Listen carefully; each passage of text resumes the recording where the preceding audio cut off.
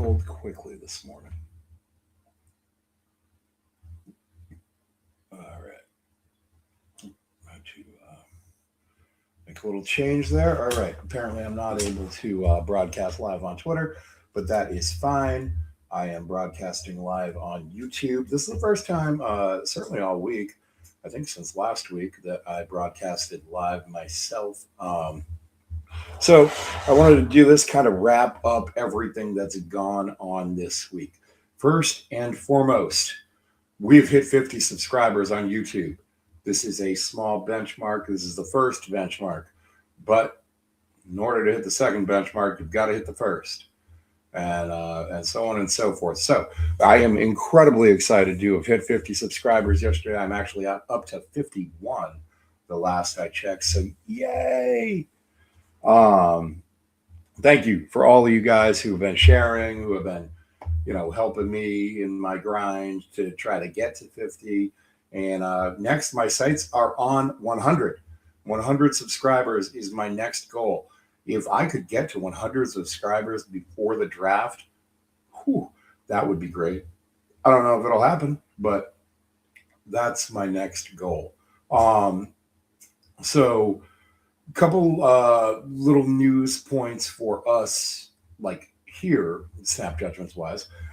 First of all, we're wrapping up a great week of shows here. Okay, we had a number of guys on here um, this past week alone. We started off the week with Draft Utopia. That was Chris Ransom.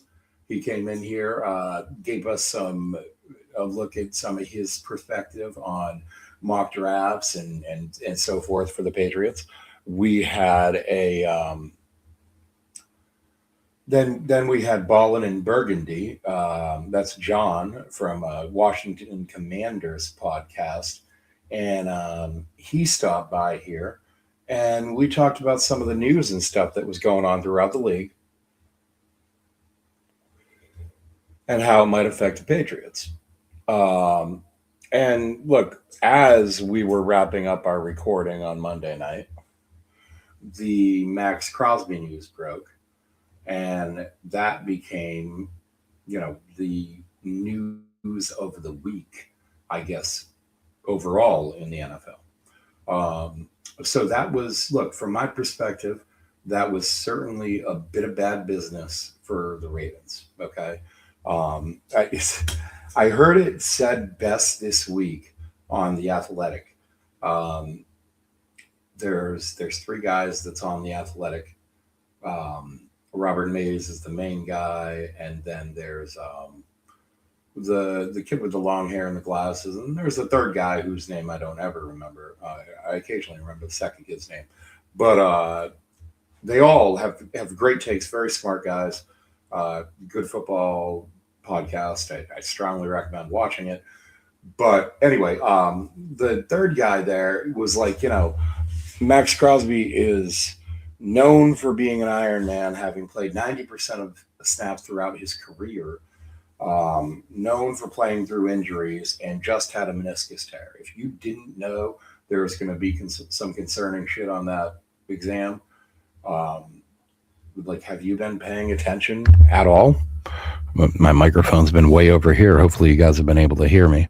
Um, but yeah, so I mean, I thought that was a fair point. That was a good point. It's like, how did you not know this was going to be an issue? You had to have known. Um, Now, the Baltimore Ravens acted way out of character when they made the trade to begin with. It's not in their nature to trade first round picks. In fact, in their history, they have never traded their own first round pick. So the trade itself was a bit of a shockwave throughout the league. And then to renege on the trade later is unprecedented at very least. Um, it really changed the landscape for a lot of things. I do think that the blowback on Baltimore itself has been understated because, they lost a number of high price free agents. that perhaps they could have retained if they didn't intend on having that 30 million on the books for Max Crosby. So I guess there would be some people that would argue they didn't intend on having that 30 million on the books, but they did. And thank you, Mike. Thank you. And you've been a big part of that, Mike. I can't thank you enough.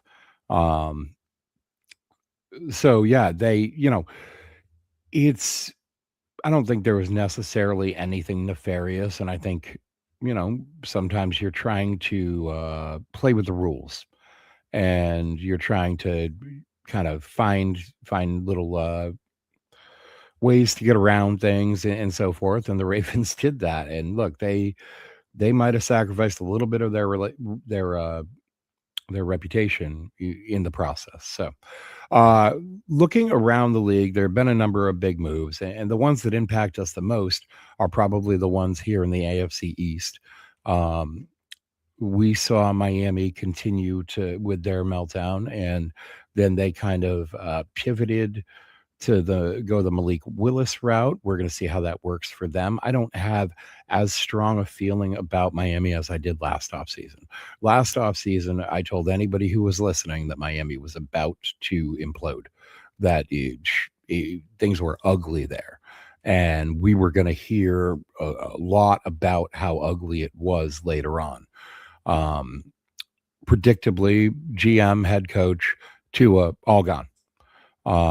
They've completely moved on. They're basically building the South Beach version of the Green Bay Packers right now. They hired a guy from the Green Bay personnel department to be their GM. Jeff Hafley is their coach, and Malik Willis is their quarterback. So it's going to be interesting to see how things go there. I don't think they're a particularly big threat. I think it's odd that they decided to not tank and to go get the best quarterback on the market. And I, I don't know. I don't exactly know where they think they're headed. Um, but it's interesting. They've made a couple of interesting moves this week and so forth. I'm not going to get too deep into them. As we look at the Jets, also, they brought back Geno Smith, which was an interesting thing. I really hope he wanted to go back there because otherwise, that's just mean. Okay, Geno Smith had a rough go of it with the Jets to begin with, and it's weird because Geno Smith might be the best quarterback that the Jets have had since, well, Geno Smith. Um, Look, the Jets are a mess. They are a mess. They've like hemorrhaged talent over the past couple of years. They have an interesting future, but their timelines are all off. Aaron Glenn is firmly on one of the hotter seats in the league right now. Um, he and the GM aren't exactly aligned timeline wise, and I think that's often a mistake. Often you'll see GMs and head coaches almost playing against each other. It was his fault, really. It was his fault, really. I think we saw the results of that in Buffalo, the other AFC East team this offseason, where Brandon Beane, it seemed like essentially threw Sean McVay under the bus. And that kind of that resulted in Sean McVay's firing. That resulted in Joe. Oh crap! Why is his name escaping me? But the hiring of Joe Brady as their head coach now. And it's resulted in a lot of change up there. And again, now you have a situation where the GM and head coach are not aligned, right? And you already have the GM having thrown the last head coach under the bus. So it will certainly be interesting to see how things work out in Buffalo. I don't think that necessarily they've gotten like so much better. They did add DJ Moore, but they overpaid for him a little bit with the second round pick there, that's going to be a good thing for Chicago. I think ultimately that Chicago kind of won that trade. Um, so getting into, I guess, well, you know what? We're going to one more thing here on the show. Pardon me and bear with me because I'm still a little bit of a paper guy. But I've got a number of guests lined up for next week. And so I'd like to kind of make those announcements real quick now, just so you're ready for everything next week as it's ready to happen. So Monday I'll be live again on my own. Then Tuesday morning, Anthony Russo is going to come back and join me. We're going to come to you live at 9 a.m. Wednesday, Peter Quinn's going to come back. He's the Scottish guy that covers the Seahawks. He'll come back on. We'll be live at 9 a.m. And then I should be recording an episode with Jeremy Green of the Sportsocracy on Wednesday afternoon. I'm going to release that Thursday morning. And then Friday, we're going to have a guy who's Accidental Zen is what he goes by on X. I know I had his real name when I had him on here a few weeks ago. I do not recall. My superpower is that I can forget people's names as it's leaving their lips. It's pretty amazing and consistent, and I've got to get better at that. But he'll be on here with me Friday live at 9. So next week I am scheduled for 3 live episodes and one that'll release on Thursday. Now, beyond that, I have scheduled a couple other exciting, I guess, episodes. One that'll come on the week of March 23rd. I should be. So I'm working it out schedule wise, but I've got a doctor that also covers the Detroit Lions. Jimmy Lau is his name, and he's going to come on for about a half hour. I think that I'm going to work it in so I can just do it live, but that morning, Wednesday the 25th. But if I can't, then I'm going to record it and release it either later that day or the 26th. But we're going to go over some of the medical issues, red flags, green flags, maybe, but just medical issues regarding prospects that the New England Patriots might be interested in, or just popular prospects in the draft. One that comes to mind for me is Caleb Banks. Now, you might remember we've talked about Caleb Banks on a number of occasions throughout the pre-draft process here. Caleb Banks is a physically imposing, athletic defensive tackle from Florida that is in this draft class. Coming into the season, I thought Caleb Banks had a chance to be the top defensive tackle in this class. I really thought he was going to overtake Peter Woods. His athleticism, it just pops off the tape. He's so big and strong. I just kept replaying in my head, looking through his highlights from last season, and this is 24 to 25. There was one play where he just flattened the entire left side of the Tennessee line on his own. The left guard and the left tackle just boom, literally pancaked both of them. And then you look at his performance at the Senior Bowl, because he was injured a lot of this season with Florida. He played in basically, I think he actually appeared in 3 games, but one of them he only played like 2 snaps. And the last 2 games he had limited snaps as well. So it's, injury issues, obviously, but he wanted to show up at the Senior Bowl and he wanted to show, his stuff. And boy, he did. He had a quiet first day, but the second and third day, I mean, in the one-on-one matchups, this guy was literally throwing offensive linemen off of their feet. All of them having left the ground, he is throwing these guys across the pocket. I mean, his athleticism, his strength, his just ability to win versus in a one-on-one situation versus another offensive lineman. You don't see it in all of these prospects. It's really just truly amazing.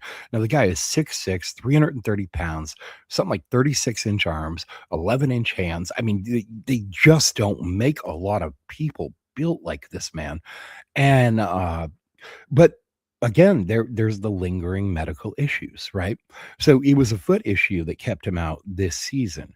And then we saw at the combine, he went and he did all the workouts, right? And he had very solid workouts. I mean, they weren't record setting or something like that, but they were from good to great. Kind of ranged from if you were going to give him a letter grade, like a B to an A. And then for the drills, all of a sudden he pulled out of the combine. He cited there was an issue with his shoe. There had been noise going around on Twitter that the shoe had cut his foot, that he was potentially bleeding. I didn't know exactly what to make of it, and I'm not a doctor. I wasn't there, right? Now I've talked to a couple people who were there, um, but it struck me as these big guys. Look, some big guys just have issues with their foot. They just do. And they're just always going to have issues with their foot. It's kind of like you've never met somebody who used to have back issues, right? Never in your life have you met someone who used to have back issues. You just have them. Once you get them, once you got a bad back, you just got a bad back. That's it. You're stuck with it. Okay, it's not a thing anymore. Um, and it's similar with some of these foot issues with some of these big guys. I had a friend Lance for a long time, big guy, and he had foot issues and it would take him down. There was nothing he could do. And, I think about him all the time when I see these guys with the foot issues struggling. Caleb Banks is a big, giant human being who has nagging foot issues. And since the combine, by the way, in the past 24 hours, roughly, the news has come out that, in fact, no, his shoe wasn't too tight. There weren't shoe issues. He broke his foot. He broke his foot at the combine, and he's going to be out sidelined until at least June or July. So this is a guy who, again, coming into the season, I thought he had a really good chance to be a top 10 pick. If he, health wasn't a concern, but you always kind of add that in as a caveat because this is a violent game where people get injured a lot. But coming into the year, there was a very good chance this guy was going to be a top 10 pick. Now it's looking more like it's going to be second, or potentially I've even heard talk of third round. People who are just scared to invest a first or second round pick in a guy with the history that he has, with the medical history that he has. So I touched on that. I was talking about Jimmy Lau is going to be coming on in a couple weeks. And then after that, I've got TJ scheduled to come back here in the first week of April. I'm going to be talking to Newt and Clint because I thought they were great guests. Getting them back here in a couple weeks probably, and talking to Matt Chabot also. I thought he did a great job. He was sick last time he was on here, so you could hear him. He sounded very stuffed up, but really gave us some good stuff. Really good analyst. So I'll be working to get more analysts. Come on into the Snap Judgments Draft War Room. We're going to talk a lot about prospects and how things are going around the league. So let's get into the Patriots specific stuff now that I'm nearly 20 minutes in and I literally haven't even mentioned the Patriots once. The Patriots had an interesting week, an eventful week. Okay. We went into free agency with a number of our own free agents, impact guys that were scheduled to become free agents and potentially leave. And as it turns out, it looks like they're all going to. Jalen Hawkins is headed to the Ravens. There's a 2-year, $10 million contract. Kyrie's Tonga headed to Kansas City on a 3-year, $21 million deal. And Kayvon Chason is headed to the Commanders. I am not sure exactly what his deal is. Let me see. I'm looking it up right now. This was a 1-year contract for $12 million. With 10.3 guaranteed. So look, what I'd like to say about these deals is Tonga, I understand. I had him pegged for something in the $2 to $4 million a year range. He was able to turn, his performance last season into $7 million a year for 3 years. It's a very solid deal for him. I like it for him. And I'm okay with us not matching that or whatever. Jalen Hawkins, that's interesting to me. He had his best year here. For him to sign for just $5 million a year with another team, that surprised me. I thought if he was a as long as the costs were reasonable, he seemed like an easy shoe-in for me to come back. Had a great season, paired up well with Craig Woodson. The whole thing went well back there in the secondary. I mean, he made a lot of plays on the ball. He was an impact player for this team. I was really surprised to see him sign somewhere else for so cheap. I really just thought, hey, listen, bring him back. Even after we brought Kevin Byard in, I thought, bring him back. 3 safeties, a little bit of a rotation back there, but that apparently wasn't in their plan. And they, in fact, only brought in the 1 safety in Kevin Byard, leaving the room to be full with Kevin Byard and Craig Woodson. They must be looking in the draft to add to that room. Okay, so that's something we'll talk about in a few minutes. Now, Kayvon Chason, again, a $12 million deal for 1 year. Very surprising to me. Okay, he was on a prove-it deal here last year, 1 year, about $5 to $6 million. Next season, another prove-it deal for $12 million. Maybe he wasn't happy signing a multi-year deal for in the $12 million a year range, but it just, again, it surprises me that you weren't able to get him back at a reasonable number, even after bringing in Draymond Jones, because again, a rotation of Harold Landry, Draymond Jones, and Kayvon Chason at the edge would be an ideal mix for me. I think that brings a lot of weapons in the edge rush game. You have Elijah Ponder still. You have Braden Swinson still. That's 5 players in the edge room that all bring you some juice in the pass rush game, that all can help contribute in the run D game. These guys, it was surprising to me to see us let them walk. But we did bring in a number of players, okay? And now you see safety Mike Brown there. I said only 1 safety. That's because Mike Brown is probably going to contribute primarily in special teams. Kevin Byard III, he's the NFL's active interception leader. He was an all-pro last year. He's an excellent player, and he has history with Mike Vrabel, like a bunch of history. He played in Tennessee for Mike Vrabel. I had heard the Bears were going to prioritize bringing Byard back over Brisker. Not sure if that's completely related to the Brisker concussion issues throughout his career, but he has had those. And they weren't obviously able to bring back either of those guys since Byard is here. Brisker is in Pittsburgh. And they went ahead and signed Kobe Bryant at their safety position. Probably some other stuff too. I haven't really been tracking their team as much as I have ours. But look, Kevin Byard, really good player. He's 32 years old. So he is on the back 9, firmly on the back 9 of his career. Okay, probably on like the back 3, maybe 2. He signed a 1-year deal here. Maybe he has that season. Maybe he's got one after that. I'm not sure. His experience will be welcome in the room. He'll be great for Craig Woodson to learn from. And again, I would expect these guys to maybe 3rd or 4th round go ahead and target one of these young safeties. A guy that I've been drafting for them in the past few days is Zakee Wheatley, safety out of Penn State. So you look in that range, maybe a Zakee Wheatley, Genesis Smith. They did meet with Kamari Ramsey out of USC. He could be an option if he was available in that range. They pick in the 3rd round at about 95. I do think there will be some movement from the Patriots, if not with the 1st round pick up or down. Then I think with the 2nd, 3rd round picks, maybe the 2 4th round picks, they get a little more aggressive using some of those 6th round picks to move up the board and target specific players at specific positions.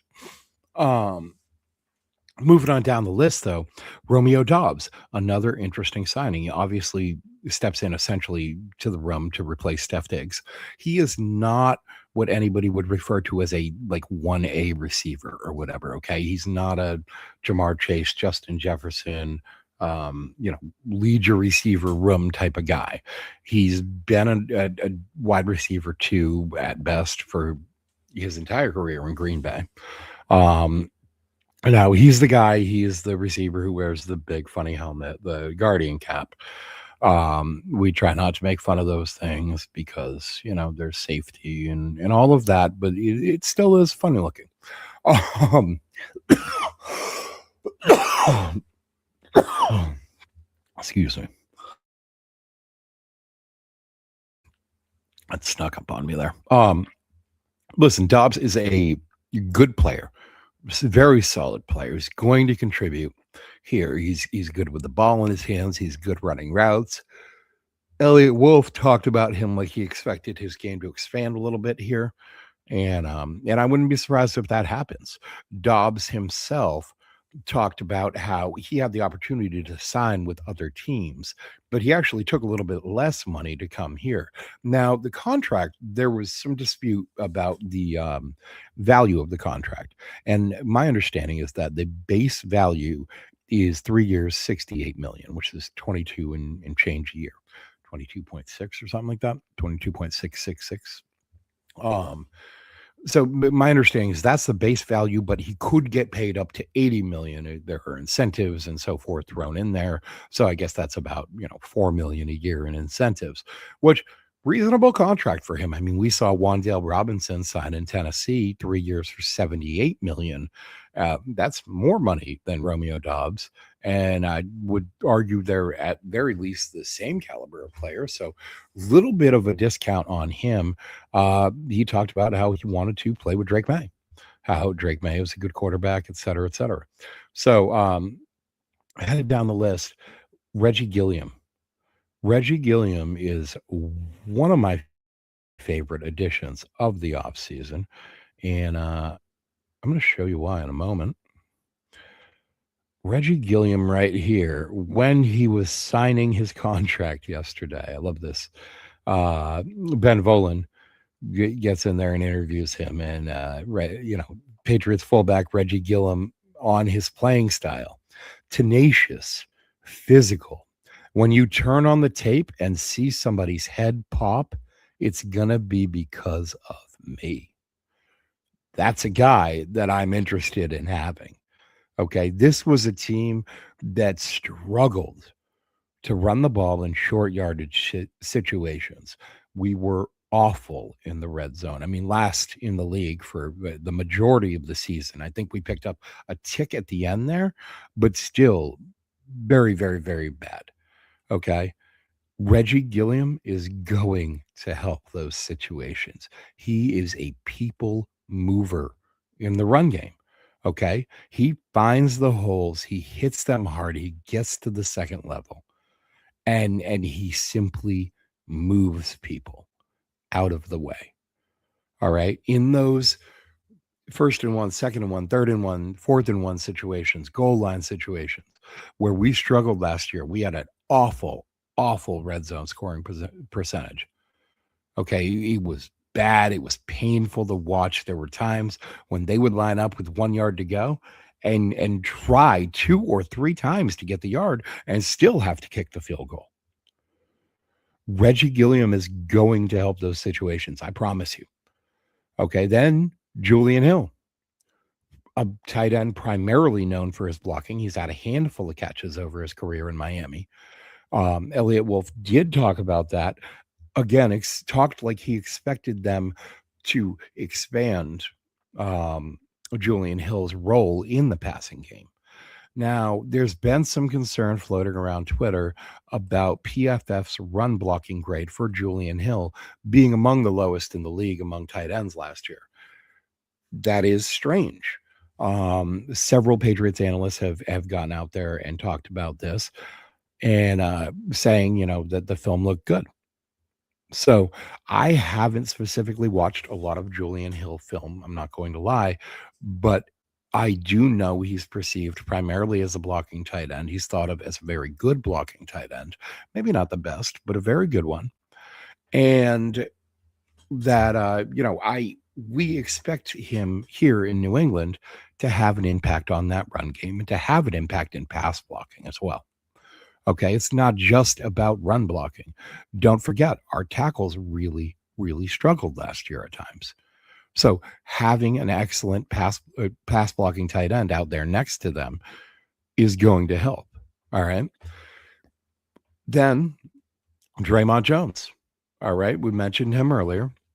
He's a guy, he's, I believe, 6'3, 280. Um, and yeah, 6'3, 281. Now, people have talked about him playing at a lower weight. All right. It was something in the 250s, high 250s, low 260s. So that's okay. So he's listed at 281. He reported playing at a lighter weight, closer to 260, 265 during the 2025 season. He intends to maintain that range to maximize his speed and effectiveness on the edge. Now, we know that Mike Vrabel and company tried to trade for Draymond Jones during the season. We also know that Amy Adams Strunk, I think is her name, is Amy Adams Strunk. She's the controlling owner of the Titans. She's also a petty woman, apparently, and does not like Mike Vrabel and did not want to trade with the Patriots. So we were not able to acquire him during the season, which just means that we got him now and it didn't cost us a draft pick. Okay. We still made a Super Bowl run. Hell, that's fine with me. So we went out there, we paid him about $15 million a year. He's got a 3-year deal. It's probably more like a 2-year deal in the NFL. Usually that last season you can get out of pretty easily, pretty, financially pain-free. So went out there, gave him a 3-year deal, probably acts more like a 2-year deal. He's a little bit of a different body than we've had in this system, but he brings a little bit of everything. Okay. He can get after the quarterback. He can set the edge in the run game. His pressure rates are much better when he's rushing from the interior, like when he's stunning towards the middle. Okay. So not a guy that's going to bring like exterior pressure. All right. So I'm still looking for us to add something like that. We had that out of Caleb Von Chase on last year. Elijah Ponder, physically, he profiles more like Draymond Jones playing weight than Harold Landry or Caleb Von Chase on. I think this should be good for Ponder's development to be able to kind of see a guy who's a little closer to his style of game and learn from him. But I think that we've still got to get out there and get that fast exterior pressure edge rusher. Someone more in the mold of a Harold Landry, a Caleb Von Chase on, what have you. I think there are a couple guys out there in the draft we've rumored to have met with Romello Height. We have met with R. Mason Thomas. Neither one of those guys are favorites for me on day one, for sure. Maybe on day two. Romello had a little deeper on day two. Actually, both of them, R. Mason Thomas and Romello Height, I wouldn't take before that our third round pick personally. They're barely top 100 players. So the guy that I've been targeting for us a lot has been Malachi Lawrence. And that's because Malachi Lawrence does what you need. He's a DPR type of guy. Perfect build for an edge rusher. Okay, he's 6'3.5", 6'4", 250, 33.5-inch arms, 10-inch hands, super quick, super fast, pass rush moves for days. Okay, this is a guy who can get around a tackle. So I think we still need to add that in the draft. Draymond Jones does not solve all our edge rushing needs. We've still got a room that's 4 deep right now, and 2 of those guys are second-year players, one of whom got barely any time last year in Braden Swinson, and the other, Elijah Ponder, who got plenty of. I think he got about. I'd have to look it up, but I think he got about 200 snaps on defense and about 200 on special teams. He did make an impact when he was on the field. He got several pressures. He even got a couple sacks last year. I think he's going to be a bigger part of this edge rotation than people anticipate. Okay, I've been talking about this all off season, going back to last summer. I saw an interview with Mike Smith. Now he's the edge rusher, outside linebacker coach, position coach for this team. and they were asking him about Elijah Ponder. And man, this guy was excited. Okay, he was fired up about Elijah Ponder. He talked about his athleticism, his speed to power. He talked about his football IQ and how quickly he was able to pick up concepts in what you were trying to teach him. All right. I think Elijah Ponder is going to be a much bigger part of this edge rotation than people really anticipate. Everybody thinks we're going to go out there and we're going to snag an edge in the first round, and I don't know that I'm convinced of that because of Elijah Ponder. Okay, now I know you don't usually have like a UDFA that you go and say, well, I'm not going to draft this guy because the UDFA. I just think that they think they're a little bit more all set at that position than everybody else does. I don't think it's in their minds a screaming need like it is for a lot of their fans and a lot of the analysts. So that's my theory. It may prove wrong. Maybe they'll trade up to get an edge. Who knows? But we'll see. We'll see how it ages, right? I think right now, to me, the bigger need is the wide receiver. So, generally speaking, as you look around, Patriots podcasters, Patriots mock drafters, Patriots fans, it's in some order. The first two picks, wide receiver and edge, or edge and wide receiver. I understand doing the edge and wide receiver, but it's not driven by the fact that I think we absolutely need an edge at 31. It's driven by the fact that I think at 63 or at least in the 50s, where we could easily trade up for a 6th round pick or whatever. I think in that range, there's going to be a number of receivers available to us that should fit the mold of what we're doing. Guys like Jacoby Lane out of USC, who we've talked about several times this week. Guys like Malachi Fields out of Notre Dame, who I've talked about several times on this podcast. Bryce Lance out of North Dakota State. 6'4", 4'3" speed. I question his mental toughness, but that's about it. I don't question his athleticism. I don't question his size. I don't question the fact that this guy is like, it's like you built a Madden wide receiver in a lab as far as his measurables and his athletic testing and all of these things. So I think he'll be available in that range. Ted Hurst, another small school guy out of Georgia State, available in that range. Caleb Douglas, out of Texas Tech, 6'4" wide receiver, ran a 4.4 40 and put up a bunch of other impressive numbers at the combine. And he'll be available day 3, I believe.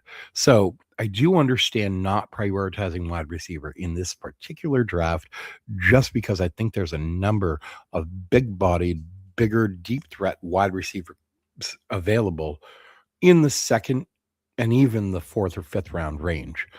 So unless you specifically fall in love with, say, Denzel Boston, and you want to trade up and make sure to acquire him, a move I could understand, and I've done a couple times myself in mock drafts, I could see going with another player in the 1st round. In fact, I think that this offseason, this free agency thus far, has set the Patriots up in such a way that they absolutely have the luxury of going BPA regardless of position. Okay, now I think there are many times that you talk about, you see teams that are driven by their positional needs. Okay, they have to go out and find a left tackle, a wide receiver, a defensive end, a safety, a cornerback, whatever it might be. Okay, they come into the draft and you say, look, they need that thing. Okay, now the Patriots, you'll look at them and say they need help in the edge room. But again, I kind of think that external people are doing a lot more of that than the Patriots themselves are. I think, would Mike Smith love to have, Myles Garrett or whatever in the edge room? Absolutely he would. But does he look at the edge room and think, man, we're deficient of talent and we just can't win. No, I don't think that at all. Okay. I think that he looks at the guys in the edge room and thinks, man, I've got some guys, I've got some dudes in here. I'm going to turn them loose. Okay, so I don't think that he thinks the cupboard is quite as bare there as some fans and Patriots analysts do. Now, lastly, and that was a few minutes on Draymond Jones there without actually even mentioning his name for the past couple minutes. But Elijah Vera Tucker, AVT. Okay, now this is a guard from the Jets. And I thought that this tweet from Alex Barth was an interesting point. Let me just find it and pull it up. Here we go. So I thought this tweet from Alex Barth was interesting. In 2021, the Jets made a trade to jump ahead of the Patriots in the draft, where they selected AVT. Now, the Patriots took Mac Jones with the next pick, and kind of the rest is history sort of move. But AVT, excellent talent. Okay. Since he walked into this league, very, very good talent. The question with him has always been about injury. He struggled with injuries. He's torn his bicep twice. He's torn his pec once. And I believe in the 5 years that he's been in the league, he has 4 years, 4 seasons that he's played in the league. He has been healthy for 2 of them and missed large chunks of time in the other 2. If you go ahead and look, 2021, his rookie season, he played 16 games, started 16 games. I think there were only 16 games in the season that year. 2022, 7 games, 7 starts. 2023, 5 games, 5 starts. So that's 12 games out of a possible 34. Okay, because those were 17-game seasons. So 12 games out of a possible 34 that he was able to play in, and he started every single one of them over a 2-year span.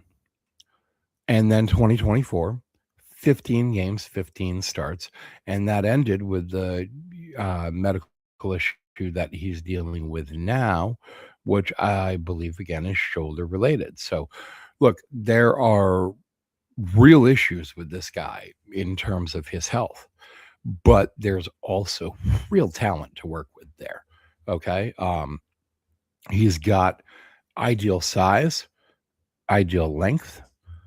I'm going to pull up his measurements from the combine real quick right now.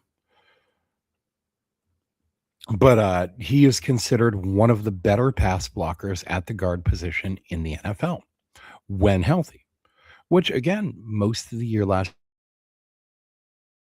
year he was. He's been nicked up at times. All right, so just pulling his specific measurements from the combine: 32 and 1/8 inch arms, 9 and 5/8 inch hands, 6'4.5", 308 at the combine, probably playing around the same size. Okay, excellent pass blocker, excellent talent. There were clips of him going up against Jeffrey Simmons last year of the Titans. Now, Jeffrey Simmons is arguably the best defensive tackle in the league right now. Absolute menace in the pass rush game. And AVT put him on his back at least twice in the highlights that I watched. Now, this was a short clip. It was maybe 20 seconds. It was 5 or 6 matchups between the two of them.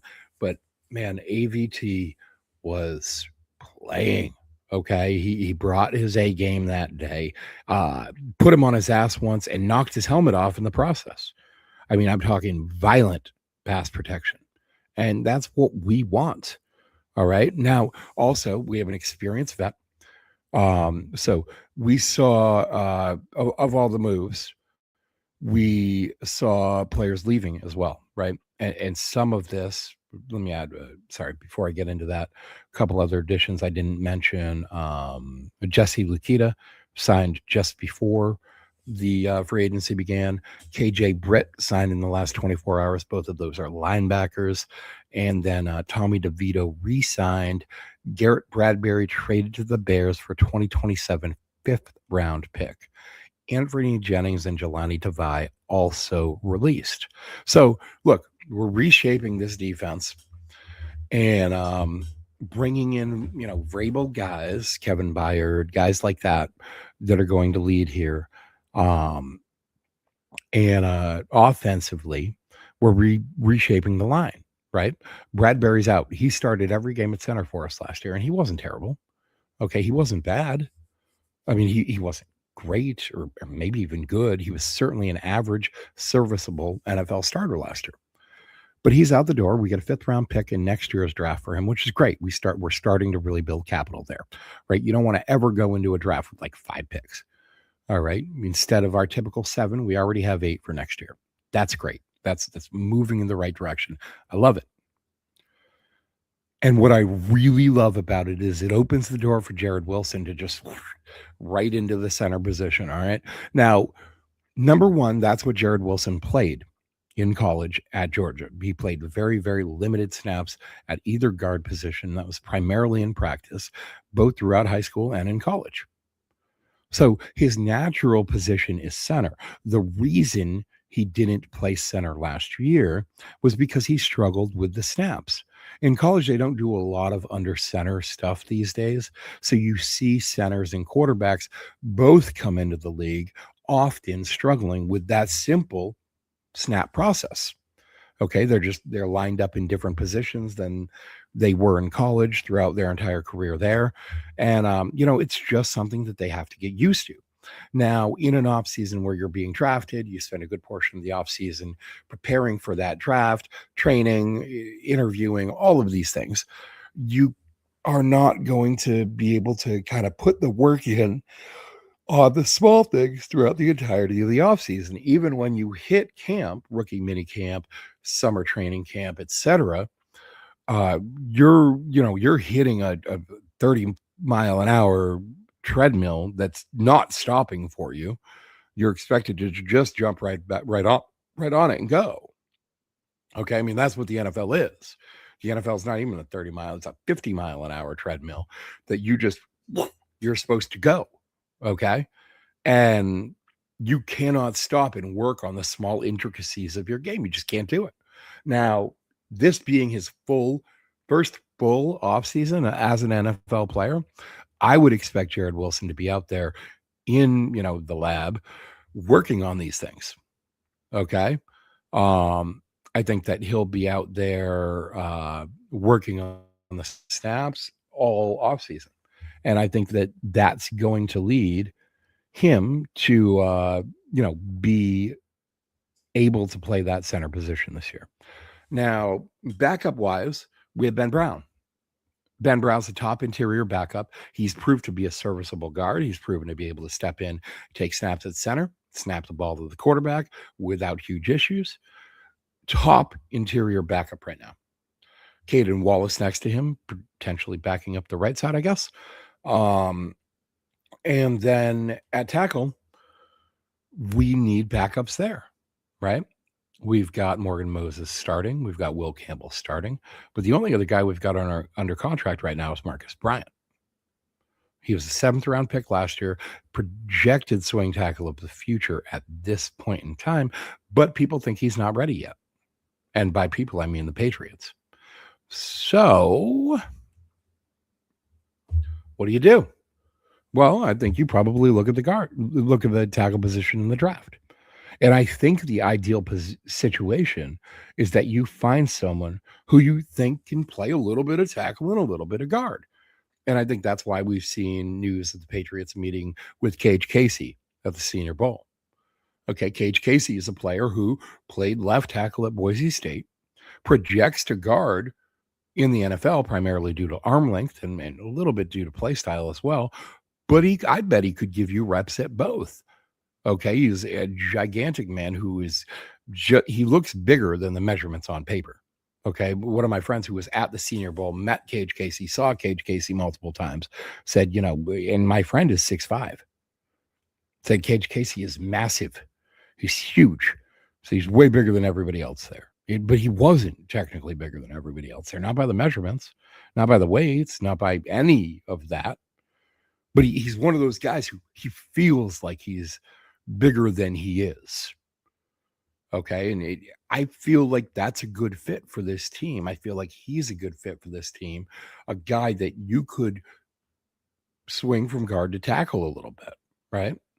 You could swing from the left to the right a little bit. Now, I would have preferred that scenario, bringing back someone like Vidarian Lowe, who could back up that left tackle position for 4 games in a pinch. And I'm not 100% sure Cage Casey could do that. I don't know that we have a player on our team right now that could do that. And left tackles are premium. They're tough to find, even backup ones.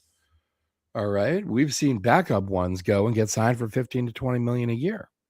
Vidarian's Lowe's contract was reasonable. Okay, $5 million a year, $6 million a year. I think it was 2 for 12, $6 million a year. Another one of those contracts. I was a little bit surprised that we didn't feel the need to match, but I understood why he might want to change the scenery and more opportunity somewhere else.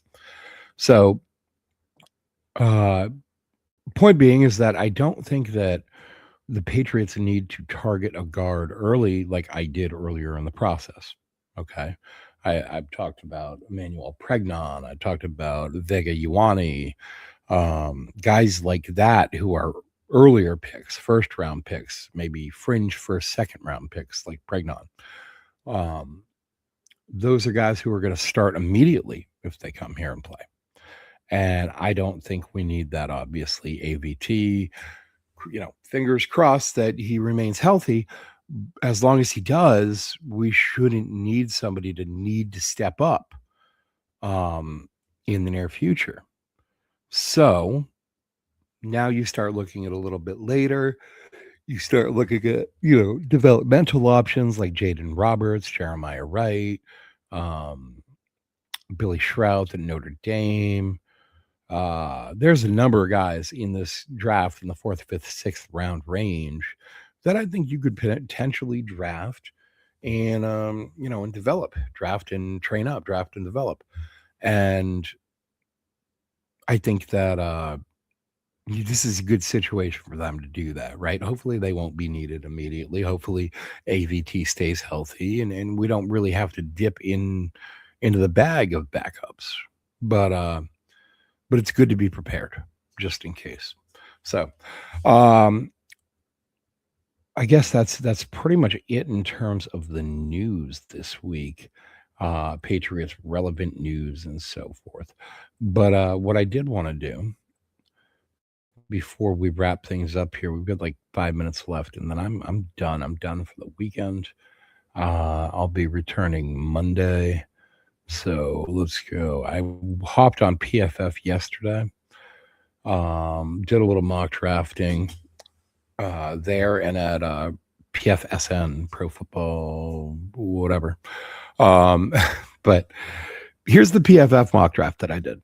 And I wanted to see how folks liked it. Now, Blake Miller, right tackle, I would have him coming in, and I think I would have him starting day one. I think that I would probably envision Morgan Moses settling into a swing tackle mentorship type role where he's able to take all of that rest days he needs and essentially be an offensive line coach on the field. And then Chris Brazel at 63. Hurst and Lane were gone, and I do prefer those two. I'm not sure about Lane. Lane and Brazel are close to me. I like Hurst. No, I mean, I'm sorry. I'm not sure about Hurst. Hurst and Brazel are close to me. I like Lane. Hurst and Lance are similar to me also, similar, both great skill sets, but small school guys that I have Hurst over Lance because Lance ran from competition.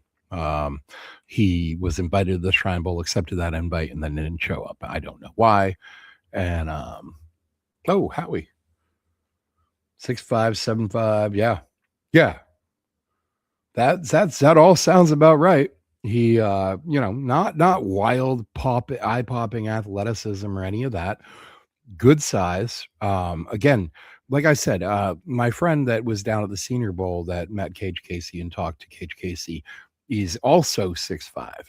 And that I was surprised when he said that because, I know he's 6'5". He's a good sized guy. And, but he was like, Cage Casey's huge. And I'm looking at the measurables and I'm like, dude, Cage Casey's the same size as you. What do you mean he's huge? And he was like, he's big. It's just, he's bigger than that. It feels like he's bigger than those measurements. Did I see? No, I'm gonna have to double check that. I missed that. I had a lot of notifications popping off yesterday. I'm gonna have to double check that one, Howie. What did you have on there? Let's see. Let's see if I can pull up here and see this.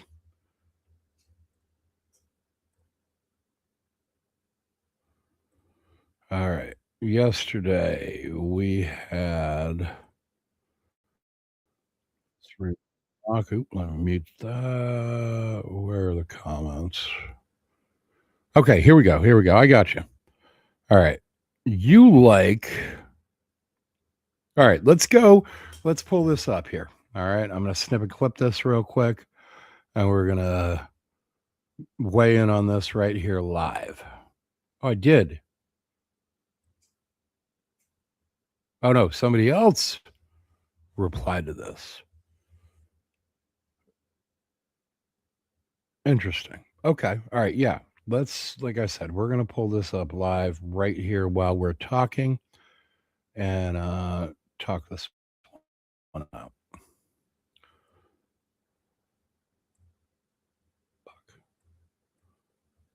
All right.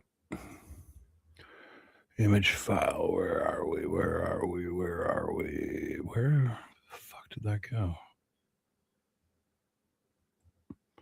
There we go. All right. So let's get into it. Yep. There we go.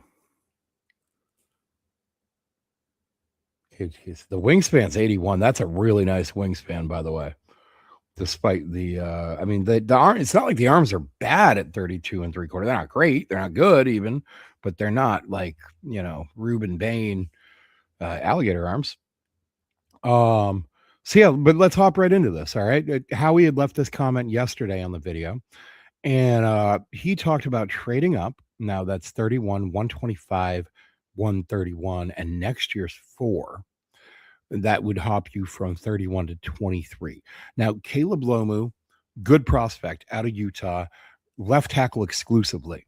Okay. That's what I feel. Anyway, when he came to Utah, Fano had been playing left tackle and playing well. And Fano is an excellent offensive lineman. They moved him to put Lomu at left. Lomu's a little younger. I don't have his exact age in front of me. Excellent pass blocker, could use a little bit in the run game, in the run blocking game. And then he would have us turning around, taking Malachi Lawrence at 63, which I love. I love that. If Malachi Lawrence is there at 63, I would personally run that card in. And I don't remember the last time I ran. Just listen, we're all adults, right? If you're an adult over 18, I would like to know the last time you ran at full speed. Okay, full speed. Just put it in the comments. When's the last time you ran at full speed? Then Ted Hurst at 95. I'm not sure Ted Hurst will be there at 95, man. That feels, I feel like Ted Hurst is more like a 60 to 80 type of range guy for me. He's more realistic scenario. Stowers at 63. Bowery's a guy I like too. His measurables are really good. His performance at the O-line guru for historical RAS. Bowery, talk about Bowery's RAS. What's Bowery's? Let's see, because I know he had a good combine week. I'm pulling it up right now. Head over to Math Bomb's Twitter, by the way. Okay, Math Bomb is the guy who does RAS.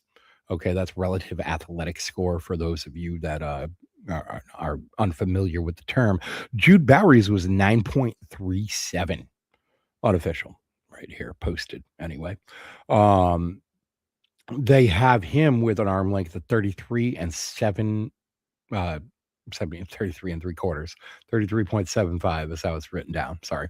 Hand size 10 and 3/4, height 6'5, weight 314. The 40-yard dash 5.12, 10-yard split under 1.8, which that's the key number I like to look for, that 1.8 in the 10-yard split. Nobody gives a shit about the 40-yard dash. You're never going to run 40 yards as an offensive lineman. Very, very rarely. But that 1.8 split, that's the key number. Okay. That's the threshold you want to be under. If you remember back when we did our combine review episode, that was the number. That was the one number that every player that popped in that combine for me on the green flag list, every player was under the 1.8. And that's not an accident. And it wasn't on purpose either. Like, which is a funny way to say that, right? But what I mean to say is I didn't find guys with 5 green flags, but they didn't have the 1.8 and not mention them. No. Everybody who had 4+ green flags from the combine had the 1.8. And what I mean by that's not an accident is because it's correlated to the other things, right? That initial burst, being able to get your size off. Anyway, the vertical for him 34 and a half, that was a 34 was a number for us there, and the 9.7 broad jump, which was pretty close to what we had kind of like benchmarked as a number for him. Yeah, Bowery, he's a good he's a good option, probably third, fourth round. I think you could get him maybe with that 125, 131 pick if you keep it. Yeah, well, offensive tackle, you want the 33-inch arms, right? And he's got 33 and 3/4, I believe, right? Yeah, 33 and 3/4. Um, what's important to me too is the hand size. I think that's underspoken. Okay. I think that's understated. I think you've got to have those big hands so you could just like muckle a hold of a guy and he can't get away from you. Right. You can have the longest arms in the world. You can have Stretch Armstrong out there, but if he's got little tiny hands, when his hands get there, they stretch all the way out and they get there to you. Who cares? You just bat them away and go about your business. You got a guy with some big old strong mitts on him. Okay, like Jude Bowery, 10 and 3/4 inch hands. When he gets those hands on you, you know it. And you're not getting away either.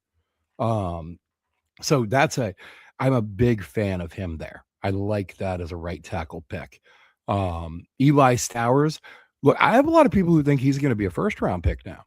I know Jeremy Green from the Sportsocracy, right after the combine, had him jumped right into the first round, jumped right into the hearts of a lot of analysts around the country. Caleb Lomu is an interesting pick for me. And that, look, I feel like this is one of those situations that goes beyond the field because Vrabel is a loyal guy. Okay, he's 100%. He's about loyalty. He's about this whole like family feel sort of thing. I think that he wants to give Campbell a fair shot. Whatever he considers to be a fair shot at left tackle. I think that they would consider it insulting, that sort of thing. I think that. Let's see, 108. Just OG near 104. Oh, the broad. Oh, okay. And 108, like 108, like 108 inches, or 10.8, like 10 foot 8 inches. That's the question I've got. Because 108 would be 9 feet. And then 104 would be 8. Yeah, I could see that. Yeah, no, I agree. I think hands, look, I think that the impact of strong hands is wildly understated. I think it's the biggest hole in the combine testing process that would be super easy to fill. I mean, if I were a GM, during my 18 minutes with each prospect, it was the first thing I do.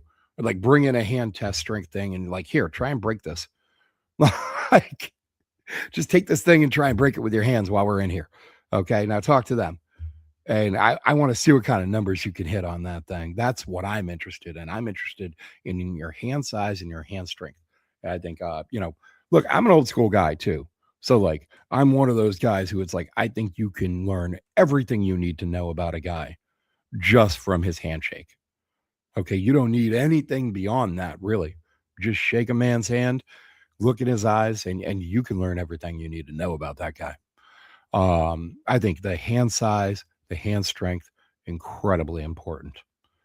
Yes, yeah, that's exactly. I mean, look, the small hands, the short wingspan, the short arms, dude.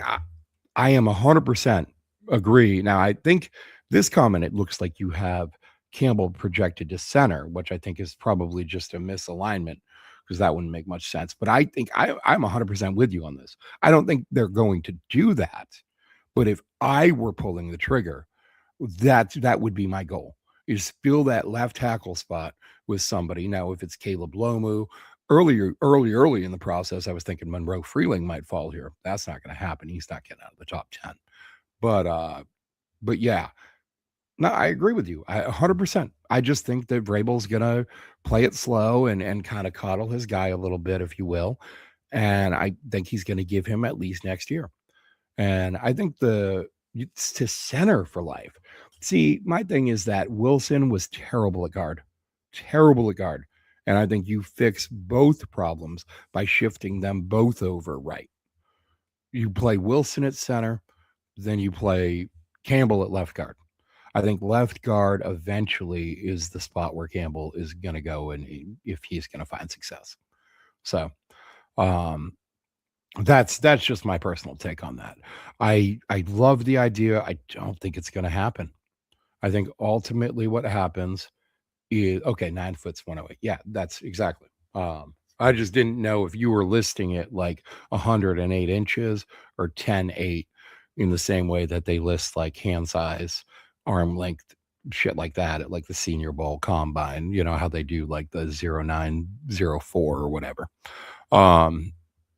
So at any rate, I think that look, I think that's a great idea. It makes a lot of sense to me. You go chase a real left tackle, you pull in a developmental right tackle later on. I also like Emil Wagner. I know they also like Travis Burke, but I just don't think that's what they're going to do. I just think that Mike Vrabel has been very clear about it. He's clear about it in kind of a dickish sort of way that makes me think he's serious. You know, like when they asked him about it, he said, "No, I'm not moving a left guard. I'm not moving a center. I'm not moving a tight end. I'm not moving him anywhere. He's a left tackle. That's what he is." And look, I just think that that's him, Mike Vrabel, throwing his loyalty behind a guy in a very Mike Vrabel like manner. And there's nothing in Mike Vrabel's history that shows me he's going to move off a guy until a guy gives him a reason to move off a guy. So that's just my read on the situation. I don't think they're going to end up doing that. I wish they would. I do. I wish they'd take a real left tackle and stop forcing this thing. Will Campbell could be a great left guard. He's going to be a great left guard. The sooner you put him there, the sooner he'll be great at it. But I just think they're going to wait at least another year. In fact, during the press conference yesterday, they asked Elliot Wolf about that. And Wolf essentially said, that kind of kept giving the same company line that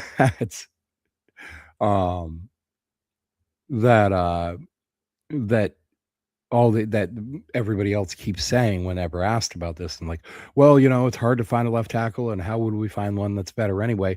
He didn't completely shut it down in the same way that Mike Vrabel did, where Mike Vrabel really was like, nope, that's a stupid idea, essentially, is how it came out when he answered it. He kind of ridiculed the suggestion. But Wolf definitely was softer handed about it. But it was the same message. It didn't surprise me to hear that yesterday. So Look, on Monday, I think what I'm going to do is I'm going to get into some mock draft scenarios. We'll have to see what kind of develops over the weekend, if any stories develop, if the Patriots make any trades or anything like that. Yeah, a horrible wingspan, historically low. He is the entire 1% on his own. He reset the 1%. Okay, if he had had 2-inch longer wingspan, it probably would have been 1% still. He reset the bar for low. Okay, there's historically low wingspan. There had never been a left tackle drafted since 1999, I think, with as short a wingspan as Will Campbell. And I mean that's important just for folks that are seeing the conversation here. That's important because you're taking up that space, right? And you're not just talking about the arm length, which are wildly short, but you're also talking about the width, the width of a man from shoulder to shoulder. Okay, when you're including that wingspan, and Will Campbell is just more narrow than all the other offensive tackles in the league. Not most, all of them, and I mean all of them, like all of them that have ever played left tackle. He's more narrow than all of them. You always hear the short arm debate. You don't often hear the wingspan point. And the wingspan point is probably a stronger point because all the left tackles in the history of the NFL that we've recorded these things, at least, let's say the past quarter century, all of them. Yeah, the thing with the center is like I don't know if Will gets low enough. So I don't know. We'll see how it develops. I think that the way things are laying out, Wilson will play center next year. Campbell will play left tackle.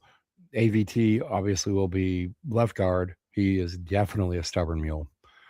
Sometimes that's good. Sometimes that's bad. I can speak from my own personal experience that sometimes that's good. Sometimes that's bad. As a bit of a stubborn mule myself. Um, Look, next week, I went over it earlier. We've got several more analysts joining. We're going to go over Monday. I'm going to go over some mock draft scenarios, probably do them live. And Tuesday, Wednesday, Thursday, Friday, we've got guests in here. We're going to talk about various prospects. Just kind of play things by ear, see how the news develops, see how things develop, see what pro days happen and how things change. Actually, let me look right here and see what's scheduled for this weekend for the pro day schedules. All right. They've really kicked off. Clemson had one yesterday. Let's see. All right. Yeah. We had UCLA, Clemson yesterday, Illinois, Oklahoma, USC yesterday. Yeah, that's right. Because Mekhi Lemon ran that 40. It wasn't great either. It was like 4.56, something like that. But it was, he does not run like a gazelle. Okay. Just say that.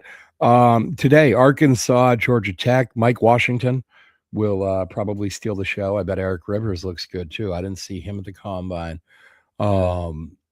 Arizona, Syracuse, Washington on the 16th. We might want to keep an eye on that for Denzel Boston. The 17th, Northwestern, Oregon. Oregon's going to be a big one. South Carolina, Virginia. Now, one of the scenarios that I've been raising in my last few mock drafts is I remember Josh Myers.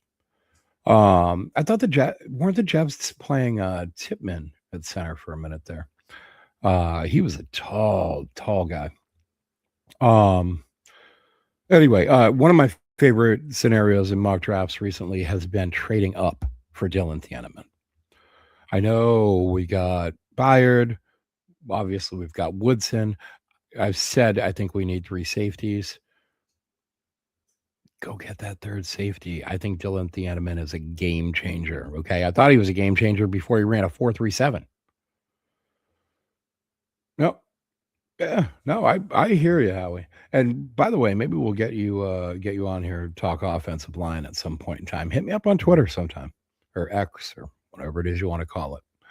So, all right, guys, I'm going to get out of here. I've got a bunch of stuff to do, and I'm going to take the weekend off from broadcasting, recording, producing all of these shows and graphics and all of that. I'm going to spend it with my wonderful girlfriend, who has been amazing and has an amazing amount of patience for me doing this shit. Uh, you know, it's she'll get home from work at 5:30, and I've got 2 interviews scheduled that night, and she essentially goes to the bed. It's like I'm sending her to bed for the night. She has an amazing amount of patience for this. Couldn't shout her out loud enough. Thank you so much, Lisa. You are absolutely wonderful. Appreciate you. And I'm going to take a good portion of this weekend off from a lot of this stuff. I'll probably do a lot of film watching, though. I'm not going to lie. But that's going to do it for today's stream. Thank you all so much for showing up, for watching live, for subscribing, hitting that 50 subs. I cannot tell any of you how much that made my week. I came into this week with 2 goals. One of them was related to this podcast, and it was to get to 50 subs. And I got those last, I think it was 5 subs when we came into the week. I think I came into the week with 45, but I know the past 2 days I had 47. I was stuck at 47 for a few days, and it was so frustrating to me. The 50 benchmark is the first benchmark, and I couldn't be more excited about having hit that 50 benchmark this week. I'd really like to push for 100 by the draft. 100 by the draft, that would be perfect. So listen, share this, tell your friends about it, subscribe if you haven't already. Make sure to give likes, all that shit helps push us up the algorithm. Hitting 50 subs help push us up the algorithm. We're just trying to build this community where we can talk about sports, okay? Because if you're anything like me, you live in this area, say, you turn on sports TV, and what are they talking about? Sports radio, rather. I call it TV because I watch it all on YouTube on my television. But you turn on sports radio, and what are they talking about? Some bullshit. It's rarely ever sports. And I don't know if you took all of the sports knowledge from all these Boston sports radio hosts and put it in one bucket, you'd have a lot of damn room left in that bucket, okay? Because there's just not a lot. A lot of these guys aren't even Boston sports fans. There's one on 98.5 every morning wearing a damn Lions hat. Like, there's another one that, on the other station who went out to Pittsburgh and was wearing all the Pittsburgh Steelers shit. What are you doing? These guys, they don't know the names of the coaches, the players. They don't seem to know a lot about the teams at all. All right. And that's the sort of shit that frustrated me. So I'm so glad to be here. I'm so glad that you guys are here. We're starting to kind of build this community up a little bit where we're talking about football. Okay. We're not talking about all the bullshit. We're not talking about the nonsense stories that don't matter. We're talking about the shit that matters on the field. And I love doing this. It's a great time for me. I'm so happy to see this. Really. I'm going to have to look at the Peter Woods. Which prospects by pro days? Or by positions? Well, I was just looking at the pro days. Oh, they did move him to right guard. Okay. Yeah, the Clemson pro day, what I saw, and I've got to catch up on some of this stuff. I've been doing so much production shit for the show that I've fallen a little bit behind on actually watching some of these pro days, or I've always got to catch up on film. There's something like 1,100 games you've got to watch. Dude, I'm about to check off of here, but we get on here Monday. We'll talk more about that. All right. I've really got to get to some real life shit. So, look, love being here, guys. Have a great weekend. We're going to see you next week. We've got a ton of great guests. We're going to talk about a lot of stuff. A list of combine numbers that don't match. I believe I did see that actually. And I remember asking Charles Demings, Was Charles Demings not on that list just because you didn't watch a lot of his tape? Because I know it's hard to get. Or is he like number 9 on that list? I do remember that comment now that you mentioned that, Howie.